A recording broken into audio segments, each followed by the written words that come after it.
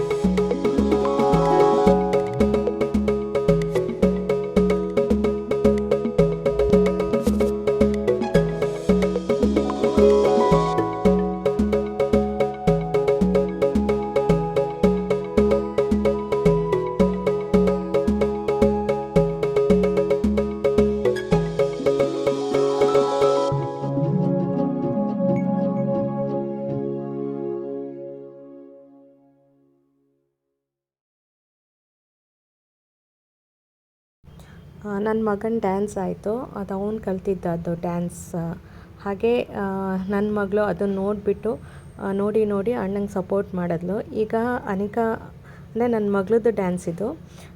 ಅವಳೀಗ ಅಣ್ಣಂಗೆ ಕರೆದ್ಬಿಟ್ಟು ನೀನು ನನ್ನ ಥರನೇ ಮಾಡು, ನಾನು ಹೆಂಗೆ ಮಾಡ್ತೀನೋ ಹಾಗೆ ಮಾಡು ಅಂತ ಹಠ ಮಾಡಿ ಕರ್ಕೊಂಡು ಬಂದು ಅವನೊಟ್ಟಿಗೆ ಡ್ಯಾನ್ಸ್ ಮಾಡ್ತಾಯಿದ್ದಾಳೆ. ಇವಳು ಹೇಗೆ ಮಾಡ್ತಾಳೆ ಅಂತ ಕಮೆಂಟ್ ಮಾಡಿ ನನಗೆ. ಅವಳಿಗೆ ಪಾರ್ಟ್ನರ್ ಬೇಕಿತ್ತು, ಅಂದರೆ ಇವನಿಗೆ ಅದು ಸ್ಟೆಪ್ಸ್ ಎಲ್ಲ ಸರಿ ಗೊತ್ತಿಲ್ಲಲ್ಲ, ಅವಳಿಗೆ ಅದಕ್ಕೆ ಸರಿಯಾಗಿ ಆಗ್ತಾ ಇರಲಿಲ್ಲ. ಅವಳಿಗೆ ಎಷ್ಟು ಗೊತ್ತೋ ಅಷ್ಟು ಮಾಡ್ಕೊತಾ ಇದ್ಲು ಡ್ಯಾನ್ಸ್.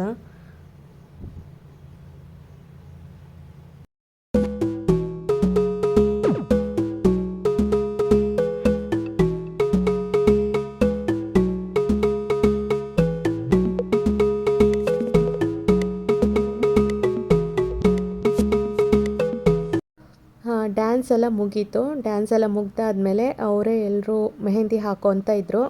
ನನ್ನ ಮಗಳನ್ನ ಕರೆದ್ಬಿಟ್ಟು ಬಾ ನಾನು ಹಾಕ್ತೀನಿ ಅಂತ ಹೇಳ್ತಾಯಿದ್ರು. ಹಾಗೆ ಅವಳು ಹೋಗಿ ಹಾಕ್ಸ್ಕೊತಾ ಇದ್ದಾಳೆ. ಅವಳಿಗೆ ಈ ಥರ ಎಲ್ಲ ತುಂಬಾ ಇಷ್ಟ, ಮೆಹಂದಿ ಹಾಕ್ಸ್ಕೊಳ್ಳೋದು, ಮೇಕಪ್ ಮಾಡಿಸ್ಕೊಳ್ಳೋದೆಲ್ಲ ಅಂದರೆ ತುಂಬಾ ಇಷ್ಟ ಅವಳಿಗೆ. ತುಂಬಾ ಎಂಜಾಯ್ ಮಾಡಿದ್ವಿ ಹಿಂದಿನ ದಿನ. ನನ್ನ ಮಕ್ಕಳಂತೂ ತುಂಬ ಎಂಜಾಯ್ ಮಾಡಿದರು. ಅವ್ರಿಗೆ ಈ ಥರ ಫಂಕ್ಷನ್ಸ್ ಎಲ್ಲ ಅಂದರೆ ತುಂಬಾ ಇಷ್ಟ ಅವರಿಗೆ. ಇದು ಮಾರನೇ ದಿನದ ವ್ಲಾಗ್ ಆಗಿರುತ್ತೆ. ಇಲ್ಲಿ ನಾವು ಮದುವೆ ಮನೆಗೆ ಹೋಗ್ತಾ ಇದ್ದೀವಿ. ನಾನು, ನನ್ನ ತಂಗಿ, ನನ್ನ ಮಕ್ಕಳು ಹಾಗೆ ತಂದೆ ಇಷ್ಟು ಜನ ಹೋಗ್ತಾ ಇದ್ದೀವಿ. ಅಂದರೆ ಅಮ್ಮ ಬರ್ತಾ ಇಲ್ಲ, ಅಮ್ಮಂಗೆ ಕಾಲು ಇರೋದ್ರಿಂದ ಅವರೆಲ್ಲೂ ಹೆಚ್ಚಾಗಿ ಹೋಗಲ್ಲ, ಅಂದರೆ ಜಾಸ್ತಿ ನಡೆಯೋಕ್ಕಾಗಲ್ಲ ಅಂತ ಹೇಳಿಬಿಟ್ಟು ಅದಕ್ಕೋಸ್ಕರ ನಾವಿಷ್ಟೇ ಜನ ಹೋಗ್ತಾ ಇರೋದು. ಈ ಮದುವೆ ಮನೆ ಹಾಲಿಗೆ ಬಂದರೆ ಯಾವಾಗಲೂ ನನ್ನ ಮದುವೆಗೆ ನೆನಪಾಗುತ್ತೆ. ಯಾಕಂದರೆ ನನ್ನ ಮದುವೆನೂ ಈ ಹಾಲಲ್ಲೇ ಆಗಿತ್ತು.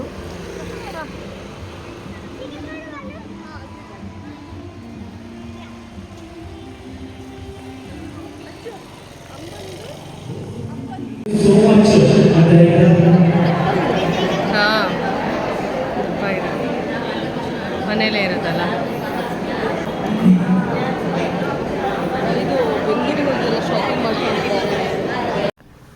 ಮದುಮಕ್ಕಳಿಗೆಲ್ಲ ವಿಶ್ ಮಾಡಿ ಫೋಟೋ ಎಲ್ಲ ತೆಗೆಸ್ಕೊಂಡ್ವಿ.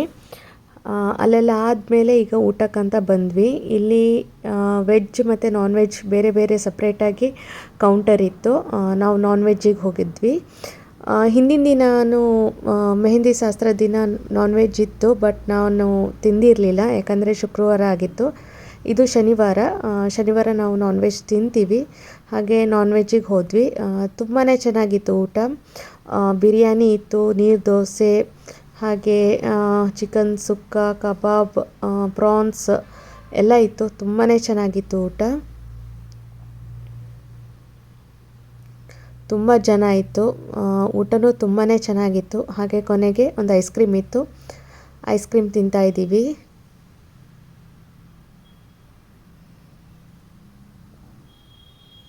ಇಲ್ಲೆಲ್ಲ ಇನ್ನೂ ಕನ್ಸ್ಟ್ರಕ್ಷನ್ ಆಗ್ತಾನೇ ಇದೆ, ಇನ್ನೂ ಸಹ ಕಂಪ್ಲೀಟ್ ಆಗಿಲ್ಲ ಆ ಬಿಲ್ಡಿಂಗ್.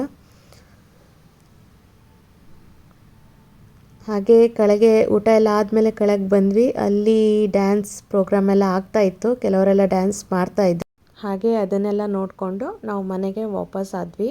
ಇವತ್ತಿನ ವ್ಲಾಗ್ ಹೇಗಿತ್ತು ಅಂತ ಕಮೆಂಟ್ ಮುಖಾಂತರ ತಿಳಿಸಿ. ಪ್ಲೀಸ್ ಲೈಕ್ ಮಾಡಿ, ಶೇರ್ ಮಾಡಿ, ಸಬ್ಸ್ಕ್ರೈಬ್ ಮಾಡಿ. Thank you for watching. Bye.